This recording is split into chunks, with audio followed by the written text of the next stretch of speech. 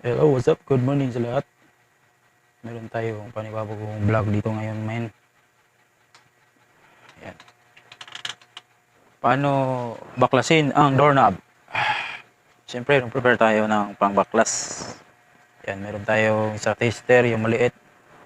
Kasi may anuhin tayo na maliit na butas. Ayan. As you can see, ayan. Yan ay yung doorknob na papalitan natin kasi nasira yan ng aking partner. Nag-wild. So, ayan. So, bago nyo tanggalin, hindi nyo makikita yung screw dito kasi nasa ilalim nito, no? So hindi mo naman ma-screw yan kasi may takip. So ito yung mahuhugot. Meron ditong maliit na butas na makikita nyo yan dyan. Pag inikot mo yan, mawawala yung pwede pindutin. So meron yung makikita na maliit na bagay.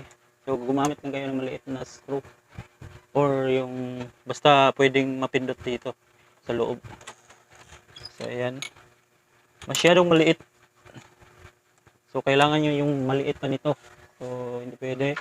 Kaya meron ako ibang gamit. Ayan, using my test light. Ayan, pinindot ko lang yan. Saka nahugot na yung ano niya. So ito kasi yung harang na makuha ito. Ito naka ano lang to dito, naka lock. Meron siyang lock. Ayan. As you can see, tanggal na, di ba? So kaya na nating ma-access yung screw. So nakalagay dito is Phillips screw. So hindi ko siya makuha gamit yung ano ko kasi masyadong hindi mahaba, maliit lang yung ano natin. Kaya gagamit tayo ng screwdriver. Kailangan yung mahaba.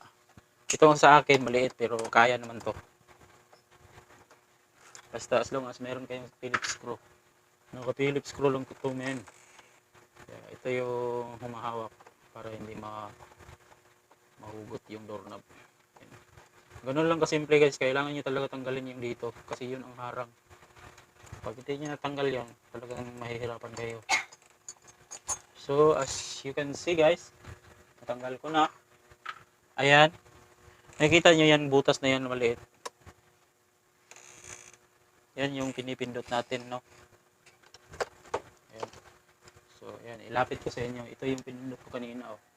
Ayan, oh. Turo natin. Yan. Ito dito. So yung pinindot kanina sa loob, andito lang din, oh. Yan, oh. Yan. Pag napindot na yan, kakalas na yung ano dito. So, yan lang. Paano baklasin ang doorknob? So yan, baklas na. Wala na, butas na lang. Pero kailangan din natin kunin to. Ito. So tinanggal ko na yung screw dito kasi kanina kulang ako ng gamit kaya inuna ko na lang to. Kung magpalit kayo, kailangan palitan din to. Kasi hindi to kasi sa bagong ano. Iba rin yung sukat. So ayan na. Okay na.